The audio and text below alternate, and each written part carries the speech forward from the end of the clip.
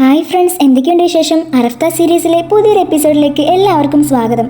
Channel ഇതുവരെ subscribe ചെയ്ത് കാണുന്നുണ്ടെങ്കിൽ തീർച്ചയായിട്ടും സബ്സ്ക്രൈബ് ചെയ്യുക, ലൈക്ക് ചെയ്യുക, ഷെയർ ചെയ്യുക, കമൻറ്റ് ചെയ്യുക. അപ്പോൾ നമുക്ക് വൈകിപ്പിക്കാതെ തന്നെ നേരെ നമ്മുടെ എപ്പിസോഡിലേക്ക് പോയാലോ. എപ്പിസോഡ് തുടക്കത്തിൽ തന്നെ കാണിക്കുന്നത് ആദേശിനെയാണ്. അവൻ ഈ ന്യൂസുകളെല്ലാം അറിഞ്ഞ് ഹൈദറിനെ തെരഞ്ഞോട്ട് വരുമായിരിക്കും.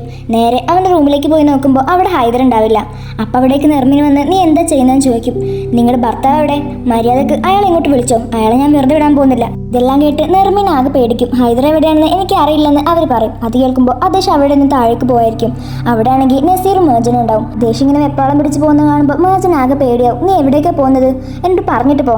പക്ഷേ ദേശം ഒന്നും പറയില്ല.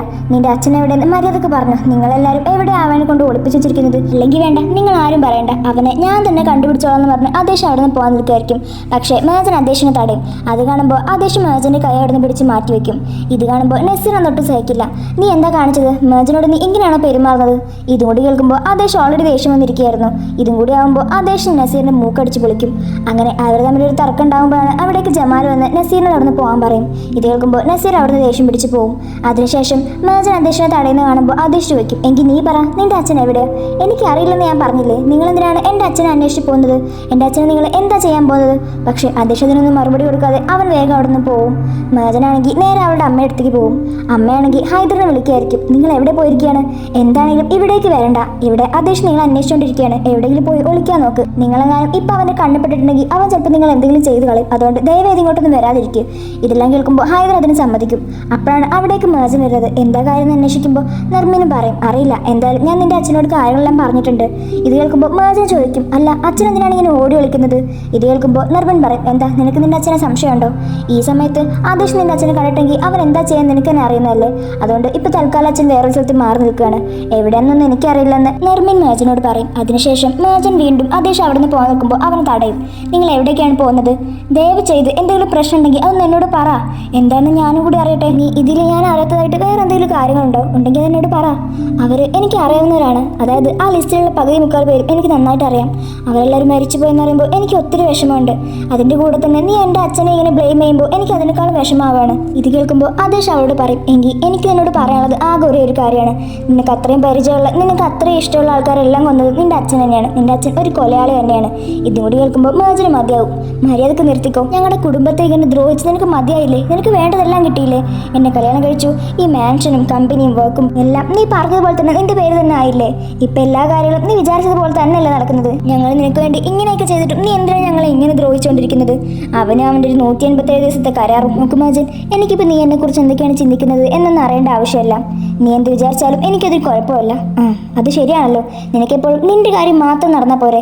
മറ്റുള്ളവർക്ക് എന്ത് സംഭവിക്കുന്നു, അവർക്കത് എങ്ങനെ ബാധിക്കുന്നു, അവർക്കൊരു കുടുംബം ഉണ്ടെന്നുള്ള കാര്യമൊന്നും നീ ആലോചിക്കുന്നില്ലല്ലോ. നിനക്കെപ്പോഴും നീ നീ നീ എന്ന ചിന്ത മാത്രമേ ഉള്ളൂ. പെട്ടെന്നൊരു ദിവസം ഒരു ന്യൂസ് കണ്ട് അതിലുള്ള കാര്യമെല്ലാം വിശ്വസിച്ച് എൻ്റെ അച്ഛനെ ഞാൻ കുറ്റക്കാരനാക്കണം എന്നാണോ നീ പറയുന്നത്? ഇത് കേൾക്കുമ്പോൾ ദേശം അവളെ പിടിച്ചിട്ട് പറയും, ഞാൻ പറഞ്ഞില്ലേ, എനിക്ക് നിന്നോട് ഒരു കാര്യം മാത്രമേ പറയാനുള്ളൂ. നിന്റെ അച്ഛന് ഒരു കൊലയാളിയാണ്. അവനെ ഞാൻ തന്നെ ശിക്ഷിക്കും എന്നും പറഞ്ഞു ദേശം അവിടെ നിന്നും പോവും. പിന്നീട് കാണിക്കുന്നത് നസീറിനെ ഹൈദറിനെയാണ്. ഹൈദറിന് എന്ത് ബുദ്ധിമുട്ടുണ്ടെങ്കിലും അപ്പ നസീറിനെയാണ് വിളിക്കുക. ഇപ്പോഴും അതേപോലെ തന്നെ നസീറിനെ വിളിച്ച് നസീർ അവനെ ഒളിപ്പിക്കാനായി ഒരു സ്ഥലത്തേക്ക് വന്നിരിക്കുകയാണ്. ഈ സ്ഥലം ആരും ഇതുവരെ കണ്ടുപിടിച്ചിട്ടില്ല. അതായത് ഇപ്പം എനിക്ക് മാത്രമേ ഇതറിയുള്ളൂ. നിങ്ങൾ ഇവിടെ വിളിച്ചിരിക്കുകയാണെങ്കിൽ നിങ്ങൾ അവനൊന്നും ചെയ്യാൻ പോകുന്നില്ല എന്നും പറഞ്ഞ് ഹൈദറിനെ അവനൊരു സ്ഥലത്ത് ഒളിപ്പിക്കും. അതിനോടൊപ്പം തന്നെ നസീർ ഹൈദറിനോട് പറയും, മേജൻ നിങ്ങളെക്കുറിച്ച് ആലോചിച്ച് ഒരുപാട് വിഷമിച്ചിരിക്കുകയാണ്. നിങ്ങൾ എവിടെയാണ്, എന്തൊക്കെയാണ്, നിങ്ങൾക്കിപ്പോൾ കുഴപ്പമൊന്നുമില്ല എന്നുള്ള കാര്യം നിങ്ങൾ മേജനോടൊന്ന് വിളിച്ച് പറഞ്ഞേക്ക്. അങ്ങനെ അവ കുറച്ച് സമാധാനം കിട്ടിക്കോളും. ഇതിന് ഹൈദർ ആദ്യം നിരസിക്കുന്നുണ്ടെങ്കിലും പിന്നെ നസീർ ഇങ്ങനെ പറയുമ്പോൾ മേജനെ ആലോചിച്ച് അവൻ മേജനിക്ക് വിളിക്കാൻ നിൽക്കും. പിന്നീട് കാണിക്കുന്നത് ദേശിനെയും ജമാലിനെയാണ്. അവർ രണ്ടുപേരും ഹൈദറിനെ കുറിച്ച് സംസാരിച്ചുകൊണ്ട് വരികയായിരിക്കും. അപ്പോഴാണ് അവിടേക്ക് മേജൻ വരുന്നത്. ദേശ്, നീ എവിടേക്കാണ് പോകുന്നത്? എൻ്റെ ചോദ്യത്തിനുള്ള ഉത്തരം നീ ഇതുവരെ എനിക്ക് തന്നിട്ടില്ല. ഓ, നിനക്ക് ഉത്തരം വേണമല്ലേ? സത്യം പറഞ്ഞാൽ ഇതിൻ്റെ എല്ലാ ഉത്തരം നിനക്ക് അറിയാം. പക്ഷേ നീ അറിയാത്തതുപോലെ അഭിനയിച്ച് നടക്കുകയാണ്.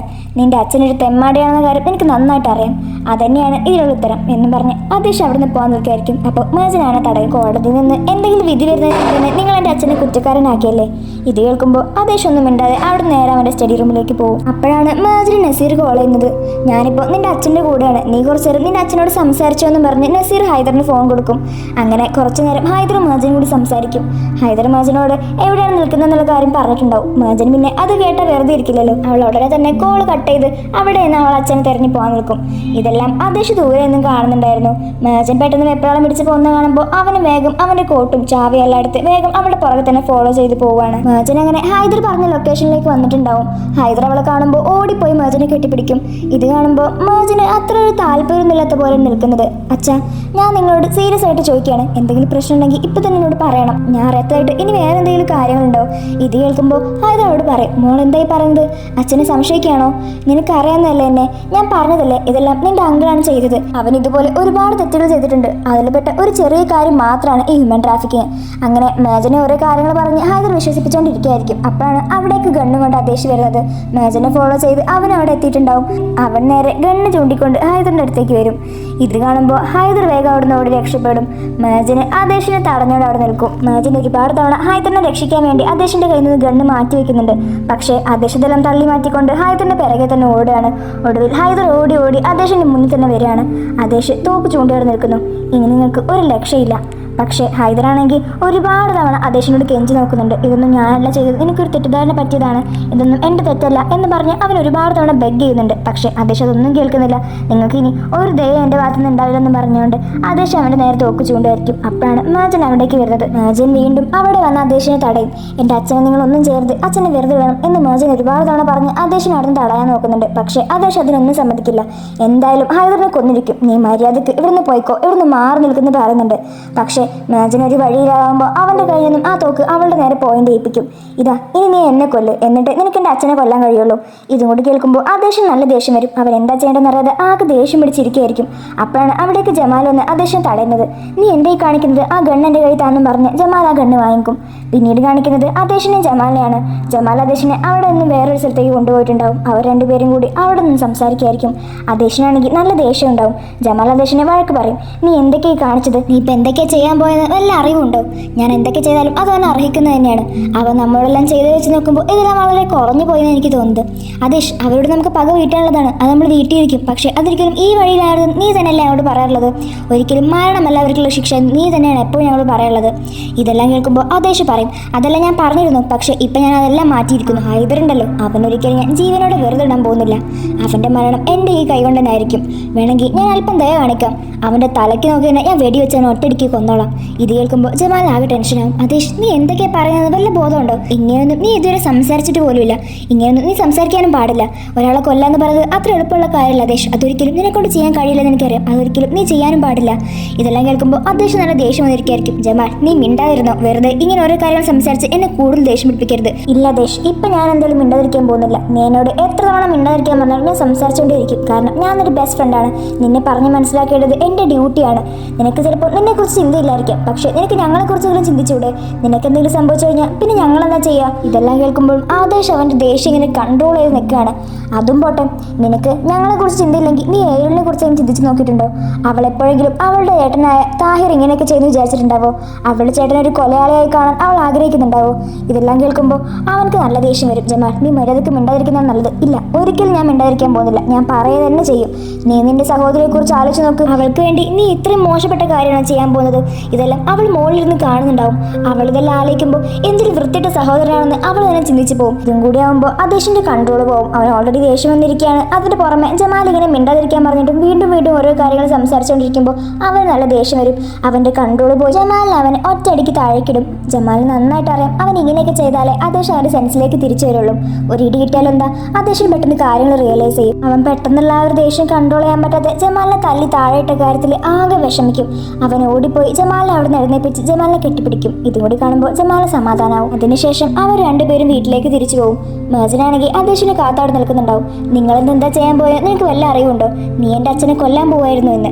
ഇത് കേൾക്കുമ്പോൾ അദേശ് പറയും, അവർക്ക് അർഹിക്കുന്ന ശിക്ഷ അത് തന്നെയാണ്, അതുകൊണ്ടാണ് ഞാൻ അങ്ങനെ ചെയ്യാൻ പോയത്. ഇത് കേൾക്കുമ്പോൾ മേജന് പറയും, നിങ്ങളല്ലേ പറയുന്നത് എൻ്റെ അച്ഛനൊരു കൊലയാളിയാണെന്ന്. നിങ്ങളിപ്പോൾ എൻ്റെ അച്ഛനെ കൊന്നിട്ടുണ്ടെങ്കിൽ നിങ്ങളും അതുപോലെ തന്നെയാവും. പിന്നെ നിങ്ങളും എൻ്റെ അച്ഛനും തമ്മിൽ എന്താ വ്യത്യാസം? ഇത് കേൾക്കുമ്പോൾ അദേശ് പറയും, കുറേ ഇന്നസെൻ്റ് ആയ ആൾക്കാരെ വെറുതെ പിടിച്ച് കൊല്ലുന്നതും ഒരു കൊലയാളിയെ കൊല്ലുന്നതും തമ്മിൽ വളരെ വലിയ വ്യത്യാസമുണ്ട്. അത് നിനക്കറിയില്ല അല്ലേ? ഇത് കേൾക്കുമ്പോൾ മേജന് പറയും, ഒരുപക്ഷെ അങ്ങനെ ആയിരിക്കാം, പക്ഷെ എന്തൊക്കെയായാലും ചെയ്യുന്നത് കൊല തന്നെയല്ലേ. അതായത് നീ ഒരു കൊലയാളി തന്നെയാവും, അതിൽ യാതൊരു വ്യത്യാസം ഉണ്ടാവില്ല. അതുമല്ല, നിന്നെ കൊണ്ട് ഒരിക്കലും അത്രയും മോശമായൊരു കാര്യം ചെയ്യാൻ കഴിയില്ല. അതായത് ഒരാളെ കൊല്ലാനൊന്നും നിനക്ക് കഴിയില്ല. അതെല്ലാം എനിക്ക് തന്നെ കണ്ണ് കണ്ടാൽ തന്നെ അറിയാം. എങ്കിൽ ആ കാര്യം നീ അത്ര ഉറപ്പിക്കണ്ടെന്ന് അദേശ് മേജനോട് പറയും. അത് കേൾക്കുമ്പോൾ അവൾ അവനോട് പറയും, കോടതിയിൽ നിന്ന് ഒരു വിധി പോലും ഇതുവരെ വന്നിട്ടില്ല. അതായത് എൻ്റെ അച്ഛൻ തെറ്റ് ചെയ്തെന്ന് ആരും ഇതുവരെ പറഞ്ഞിട്ടില്ല. പക്ഷെ ഇനിയിപ്പോൾ കോടതിയിൽ നിന്ന് വരാൻ പോകുന്ന വിധി നീ പറഞ്ഞതുപോലെ എൻ്റെ അച്ഛനൊരു കൊലയാളിയാണെന്നുണ്ടെങ്കിൽ മറ്റാരേക്കാൾ മുന്നേ ഞാൻ തന്നെ എൻ്റെ അച്ഛനെതിരെ നിൽക്കും. പക്ഷേ അതുവരെ എൻ്റെ അച്ഛനെ ആരും ഒന്നും ചെയ്യാൻ സമ്മതിക്കില്ല. അങ്ങനെ ഒരു കാര്യം ഇതുവരെ തെളിയിക്കാത്ത സ്ഥിതിക്ക് എൻ്റെ അച്ഛനെയും എൻ്റെ ഫാമിലിയും നിന്നിൽ നിന്ന് എപ്പോഴും ഞാൻ പ്രൊട്ടക്ട് ചെയ്തുകൊണ്ടേയിരിക്കും എന്നും പറഞ്ഞ് മേജൻ അവിടെ നിന്ന് പോകും. അങ്ങനെ നേരെ ഇരുട്ടായി. മേജനെ കാണാൻ വേണ്ടി ദമയത്തും നസീർ അവിടേക്ക് വന്നിട്ടുണ്ടാവും. അവർ രണ്ടുപേരും മേജനെ സമാധാനിപ്പിച്ചുകൊണ്ടിരിക്കുകയായിരിക്കും. അപ്പോഴാണ് ആദേശ് അവിടേക്ക് വരുന്നത്. നസീർ അവിടെ ഇരിക്കുന്നത് കാണുമ്പോൾ ആദേശ് നല്ല ദേഷ്യം വരും. അവനോട് അവിടെ നിന്ന് ഇറങ്ങി പോകാൻ പറയും. പക്ഷേ നസീർ അത് കേൾക്കില്ല. ഇത്തവണ നീ എന്ത് പറഞ്ഞിട്ടും കാര്യമില്ല, ഞാൻ പോകാൻ പോകുന്നില്ല. കാരണം ഇപ്പോൾ മേജൻ എന്നെ ഇവിടെ ആവശ്യമാണ്. ഇത് കേൾക്കുമ്പോൾ ആദേശ് നല്ല ദേഷ്യം വരും. അവൻ മേജൻ്റെ അടുത്ത് പോയി അവളുടെ കൈ പിടിച്ച് നസീറിനോട് പറയും, എൻ്റെ ഭാര്യയ്ക്ക് അവളുടെ ഹസ്ബൻഡായിട്ട് ഞാനിവിടെ ഉള്ളിടത്തോളം കാലം വേറെ ആരുടെ ആവശ്യം അവൾക്ക് തൽക്കാലം ഇല്ല. അതുകൊണ്ട് നീ മര്യാദക്ക് പോകാൻ നോക്ക്. ഇതുകൊണ്ട് കേൾക്കുമ്പോൾ നസീറിനാകെ എന്തോ പോലെ ആവും. മേജനും വെറുതെ ഒരു പ്രശ്നം ഉണ്ടാക്കണമെന്ന് കരുതി അവിടെ നിന്ന് പോകാൻ പറയും. അതുകൊണ്ട് കേൾക്കുമ്പോൾ നസീർ പിന്നെ വേറെ വഴിയില്ലാതെ അവിടെ നിന്ന് പോകും. പിന്നീട് കാണിക്കുന്നത് മേജനെയാണ്. അവൾ ഒറ്റയ്ക്ക് പുറത്തൊരു സ്ഥലത്ത് മിണ്ടാതെ വിഷമിച്ചിങ്ങനെ മാറി നിൽക്കുകയായിരിക്കും. അതെല്ലാം കണ്ടുകൊണ്ട് വരുന്ന ആദേശിന് എന്തോ പോലെ ആവും. അവളിങ്ങനെ തണുത്ത് വിറക്കുന്നത് കാണുമ്പോൾ അവിടെ ഇരിക്കുന്ന ഒരു പുതപ്പെടുത്ത് അവളെ കൊണ്ട് പുതപ്പിക്കും. നീ ഇവിടെ എന്താ ഒറ്റയ്ക്ക് ചെയ്യുന്നതെന്ന് ആദേശ് അവളോട് ചോദിക്കുമ്പോൾ അവൾ അവളുടെ അച്ഛൻ്റെ ഒരുപാട് കാര്യങ്ങൾ പറയും. ഞാനിപ്പോൾ എൻ്റെ അച്ഛനെ കുറിച്ച് ആലോചിച്ചുകൊണ്ടിരിക്കുകയാണ്. അച്ഛനും ഇതുപോലെ ഞാൻ ഇവിടെ ഒറ്റയ്ക്ക് നിൽക്കുന്ന സമയത്ത് നീ ഇപ്പോൾ എന്നോട് ചോദിച്ച പോലെ ചോദിക്കാറുണ്ട്. അങ്ങനെ അതിനെക്കുറിച്ച് അവൾ ഒരുപാട് കാര്യങ്ങൾ ഇങ്ങനെ സംസാരിക്കുകയായിരിക്കും. ഇത് കേൾക്കുമ്പോൾ ആദേശ് അവളോട് പറയും, നീ എന്തിനാ ഇപ്പം ഇതൊക്കെ എന്നോട് പറയുന്നത്? ഒന്നുമില്ല, എൻ്റെ സാഹചര്യം, എൻ്റെ അവസ്ഥ ഇതൊക്കെ നിന്നൊന്ന് മനസ്സിലാക്കി തരാൻ വേണ്ടി പറഞ്ഞതാ. ദയവ് ചെയ്ത് എൻ്റെ ഫാമിലിയെ തൊട്ട് കളിക്കരുത് ആദേശ്. ഇത് കേൾക്കുമ്പോൾ അവൻ മനസ്സിൽ വിചാരിക്കും, നീ ഇപ്പോൾ എനിക്ക് ഒരിക്കലും ചെയ്യാൻ കഴിയാത്തൊരു കാര്യമാണ് ഇപ്പം എന്നോട് പറഞ്ഞത്. അതിനുശേഷം മേജൻ അവിടെ നിന്നും പോവും. ആദേശിന് ഇതെല്ലാം കാണുമ്പോൾ നല്ല വിഷമമുണ്ട്. കാരണം മേജൻ ഇങ്ങനെ വിഷമിക്കുന്നത് ആദേശിന് ഒട്ടും ഇഷ്ടമല്ല. പക്ഷേ അവളുടെ ഫാമിലി എന്ന് പറയുന്നത് അവൻ്റെ ശത്രുക്കളാണല്ലോ. അതുകൊണ്ട് അവരൊരിക്കലും ഇവന് പണിഷ് ചെയ്യാതിരിക്കാനും കഴിയില്ല. അങ്ങനെ ആദേശ് റൂമിലേക്ക് വരുമ്പോൾ മേജൻ ഒരു ബുക്ക് വായിച്ച് അവിടെ കിടന്ന് ഉറങ്ങിയിട്ടുണ്ടാവും. അവൾ ആ ബുക്കും പിടിച്ചിരിക്കുന്നുണ്ട് തന്നെ ആദേശ് ആ ബുക്ക് അവളുടെ കയ്യിൽ നിന്ന് മാറ്റി വെക്കുകയായിരിക്കും. അപ്പോഴാണ് അവൾ പെട്ടെന്ന് എഴുന്നേൽക്കുന്നത്. നിങ്ങൾ എന്തായി കാണിക്കുന്നത്? ഒന്നുമില്ല, നീ ഈ ബുക്കും വായിച്ച് ഇവിടെ കിടന്ന് ഉറങ്ങിപ്പോയിരുന്നു. ആ ബുക്കൊന്ന് എടുത്ത് മാറ്റിയതാണെന്നും പറഞ്ഞ് അവൻ അവിടെ നിന്നും പോവും. അത് കാണുമ്പോൾ അവൾ അവിടെ നന്ദി പറഞ്ഞ് അവൾ വീണ്ടും കിടന്നുറങ്ങും. അങ്ങനെ അടുത്ത ദിവസം രാവിലെ അവൾ എഴുന്നേറ്റ് നോക്കുമ്പോൾ ആദേശ് അവിടെ ഉണ്ടാവില്ല. അവൾ നേരെ ബാത്റൂമിലേക്ക് പോകുമ്പോൾ ബാത്റൂമിനുള്ളിൽ നിന്നും അവൻ ആ വാതിലർന്ന് പുറത്തേക്ക് വരും. മേജൻ അവൻ്റെ മുമ്പിൽ തന്നെ ഇങ്ങനെ നിൽക്കുന്നത് കാണുമ്പോൾ അവനക്ക് പോകാൻ കഴിയില്ല. അതുകൊണ്ട് തന്നെ ആദേശ് മേജനെ അവിടെ നിന്നെടുത്ത് മാറ്റി വെക്കും. അപ്പോഴാണ് അവൾക്കൊരു കോൾ വരുന്നത്. അത് വേറെ ആരും ആവില്ല, നസീർ ആയിരിക്കും. നസീർ പറയും, നിനക്കിന്ന് ഒരു ഹാപ്പി ന്യൂസ് ഉണ്ട്. നിന്റെ അച്ഛനെ അവർ വെറുതെ ഇട്ടിരിക്കുക, അവരൊരു തെറ്റും ചെയ്തിട്ടില്ല. ഇത് കേൾക്കുമ്പോൾ മേജൻ നല്ല സന്തോഷമാവും. അപ്പോഴാണ് ആദേശ് അത് കേട്ട് അടിയിലേക്ക് ജമാലിൻ്റെ അടുത്തേക്ക് പോകും. ജമാലും ആദേശും കൂടി സംസാരിച്ചുകൊണ്ടിരിക്കുകയായിരിക്കും. ജമാൽ ആ ന്യൂസിനെ കുറിച്ച് ഒരുപാട് കാര്യങ്ങൾ അന്വേഷിച്ചിട്ടുണ്ടാവും. അതിലൊരുപാട് പങ്ക് റിസയ്ക്കും ഉണ്ടാവും, അതായത് അവരുടെ അങ്കിളിന്. ഇതെല്ലാം കേൾക്കുമ്പോൾ ആദേശ് വിചാരിക്കും, എന്തൊക്കെയാണെങ്കിലും ആ ഹൈദർ അത്ര നല്ലവനൊന്നുമല്ല. എന്തൊക്കെയാണെങ്കിലും അവനിതിൽ പങ്കില്ലെന്ന് പറയാൻ കഴിയില്ല. എന്തായാലും അവൻ്റെ കയ്യിലും രക്തം വീണിട്ടുണ്ട്. ഇത് കേൾക്കുമ്പോൾ ജമാൽ ആദേശിനെ സമാധാനിപ്പിക്കും, നീ ഇപ്പം സമാധാനമായിട്ടിരിക്കുക, ആ ഹൈദർ എന്തായാലും ഇങ്ങോട്ട് വരാൻ പോവല്ലേ. ഇത് കേൾക്കുമ്പോൾ ആദേശ് അവനോട് പറയും, അവനെ ചിലപ്പോൾ കോടതി വെറുതെ വിട്ടിട്ടുണ്ടാവും. പക്ഷേ ഞാൻ ഒരിക്കലും വെറുതെ വിടാൻ പോകുന്നില്ല. അവൻ അർഹിക്കുന്ന ശിക്ഷ എന്താണോ അത് ഞാൻ അവന് കൊടുത്തിരിക്കും. അപ്പോഴാണ് ജമാലെ പെട്ടെന്നൊരു കോൾ വരുന്നത്. അതിൽ നസീറും ഹൈദറും അവരുടെ വീട്ടിലെത്തിയെന്നായിരിക്കും. അത് കേൾക്കുമ്പോൾ ആദേശിന് നല്ല ദേഷ്യം വരും. അവൻ വേഗം ഹൈദറിന്റെ നസീറിന്റെ അടുത്തേക്ക് പോയായിരിക്കും. നസീറും ഹൈദറും അവിടെ സംസാരിച്ചുകൊണ്ടിരിക്കുകയായിരിക്കും. ഹൈദർ വരുന്ന വഴിക്ക് അവരുടെ അടുത്ത് ഒരുപാട് മീഡിയക്കാർ ചുറ്റിപ്പെട്ട് നിൽക്കുന്നുണ്ടാവും. അതെല്ലാം ആലോചിച്ച് ആകെ നാണം കിട്ടി നിൽക്കുകയായിരിക്കും നസീറിന്റെ മുന്നിൽ. അത് കാണുമ്പോൾ നസീറും പറയും, നിങ്ങൾക്കിപ്പോൾ ഈ അവസ്ഥയെല്ലാം വരാൻ കാരണം ആ ആദേശാണ്. ഞാൻ അപ്പോഴേ പറഞ്ഞതില്ലേ അവനെ നമ്മൾ അടുപ്പിക്കാൻ പാടില്ല. അവൻ കാരണമാണ് ഇപ്പം നിങ്ങൾക്ക് ഇത്രയും വലിയ നാണക്കേട് വന്നത് എന്നും പറഞ്ഞ് നസീർ ആദേശിനെ കുറിച്ച് ഓരോ കുറ്റങ്ങൾ പറഞ്ഞു കൊടുക്കുകയായിരിക്കും. ഇതെല്ലാം കേൾക്കുമ്പോൾ നസീർ പറയുന്നതിലും കാര്യമുണ്ടെന്ന് ഹൈദറിന് മനസ്സിലാവും. അപ്പോഴാണ് ഹൈദറിന്റെ പേരും വിളിച്ചുകൊണ്ട് ദേഷ്യപ്പെട്ട് അവിടേക്ക് ആദേശ് വരുന്നത്. നിങ്ങൾ രക്ഷപ്പെട്ടെന്ന് ഒരിക്കലും വിചാരിക്കേണ്ട. നിങ്ങൾ എത്തരത്തിലൊരു മനുഷ്യനാണ്, നിങ്ങളെ കൊണ്ട് എന്തൊക്കെ ചെയ്യാൻ കഴിയുമെന്ന് എനിക്ക് നന്നായിട്ട് അറിയാം. ഇതെല്ലാം കേൾക്കുമ്പോൾ ഹൈദർ ഒന്നും മനസ്സിലാവാത്ത പോലെ അവിടെ നിൽക്കുകയായിരിക്കും. അപ്പോഴാണ് മേജൻ അവിടേക്ക് വരുന്നത്. നിങ്ങളെന്തിനാണ് വെറുതെ ഇപ്പം എൻ്റെ അച്ഛനെ കുറ്റപ്പെടുത്തുന്നത്? ഞാൻ പറഞ്ഞ കാര്യമെല്ലാം ശരിയായിരുന്നില്ലേ? അച്ഛനൊരു തെറ്റ് ചെയ്തിട്ടില്ലെന്ന് കോടതി തെളിയിച്ചു. ഇനി ഇതിൽ കൂടുതൽ നിങ്ങൾക്ക് എന്താ വേണ്ടത്? ഇനി എന്തിനാണ് വെറുതെ എൻ്റെ അച്ഛനെ ഇങ്ങനെ ശല്യം ചെയ്യുന്നത്? മേജൻ, ഇപ്പം ഞാൻ പറയുന്നത് നീ ശരിക്കും കേട്ടോ. ഒരു ദിവസം ഈ വൃത്തികെട്ട മനുഷ്യന് വേണ്ടി ഇത്രയധികം കിടന്ന് വാദിച്ചതിന് നിനക്ക് നല്ല കുറ്റബോധം തോന്നും. ഇത് ഞാൻ വെറുതെ പറയുന്നതല്ല.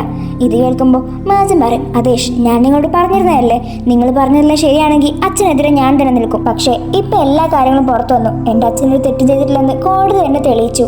ഇനി എനിക്ക് അറിയാനുള്ളത് നിന്നെക്കുറിച്ചാണ്. നീ ആരാണ്, എന്താണ്, എന്തിനാണ് ഇവിടേക്ക് വന്നത്, എന്തിനാണ് നീ ഇങ്ങനെയൊക്കെ ചെയ്യുന്നത് എന്നെല്ലാം ഞാൻ കണ്ടുപിടിച്ചിരിക്കും. അത് നീ നോക്കിക്കോ. ഇത് കേൾക്കുമ്പോൾ ആദേശ് പറയും, നിന്റെ തൊട്ടു മുന്നിൽ നിന്റെ അച്ഛനെ കുറിച്ചുള്ള സത്യങ്ങളെല്ലാം ഉണ്ടായിട്ടും നീ അതൊന്നും കാണാതെ നീ എന്നെ കുറിച്ച് അന്വേഷിക്കാൻ നടക്കുകയാണല്ലേ. ഇത് കേൾക്കുമ്പോൾ മേജൻ ആദേശിനോട് പറയും, ഇതിനെക്കുറിച്ച് ഞാൻ നിന്നോട് മുന്നേ പറഞ്ഞിട്ടുള്ളതല്ലേ. എന്തൊക്കെ ചെയ്തിട്ടാണെങ്കിലും എന്ത് കാണിച്ചാണെങ്കിലും നിന്റെ കയ്യിൽ നിന്നും എൻ്റെ ഫാമിലിയും എൻ്റെ അച്ഛനെ ഞാൻ പ്രൊട്ടക്ട് ചെയ്തുകൊണ്ടേയിരിക്കും. ഇത് കേൾക്കുമ്പോൾ ആദേശ് മേജനോട് പറയും, എങ്കിൽ നീ ഒരു കാര്യം കൂടി കേട്ടോ. എന്ത് ചെയ്തിട്ടാണെങ്കിലും നിന്റെ അച്ഛൻ്റെ സത്യാവസ്ഥ നിന്റെയും നിന്റെ ഫാമിലിയുടെയും ഈ ലോകത്തിന് മുന്നിൽ ഞാൻ തുറന്നു കാണിക്കും. അന്ന് നിനക്ക് മനസ്സിലാവും നിന്റെ അച്ഛൻ്റെ യഥാർത്ഥ സ്വഭാവം. ആ ദിവസം നേരത്തെ കാണിച്ചതുപോലെ ഒരു ദയ എന്നിൽ നിന്ന് നീ പ്രതീക്ഷിക്കാൻ പാടില്ല എന്ന് ആദേശ് മെഹസിനോട് പറയും. ഇതോടുകൂടി അറഫ്ത സീരീസിലെ ഈ 2 എപ്പിസോഡുകൾ അവസാനിക്കുകയാണ്. ഈ എപ്പിസോഡുകൾ എല്ലാവർക്കും ഇഷ്ടപ്പെട്ടു എന്ന് വിചാരിക്കുന്നു. നമ്മുടെ എക്സ്പ്ലനേഷൻ ഇഷ്ടപ്പെടുന്നവർ തീർച്ചയായിട്ടും ലൈക്ക് ചെയ്യാനും ഷെയർ ചെയ്യാനും സബ്സ്ക്രൈബ് ചെയ്യാനും കമൻറ്റ് ചെയ്യാനും മറക്കരുത്. അപ്പോൾ അടുത്തൊരു അടിപൊളി വീഡിയോ നമ്മൾ വീണ്ടും വരുന്നതായിരിക്കും. അതുവരെ ബൈ.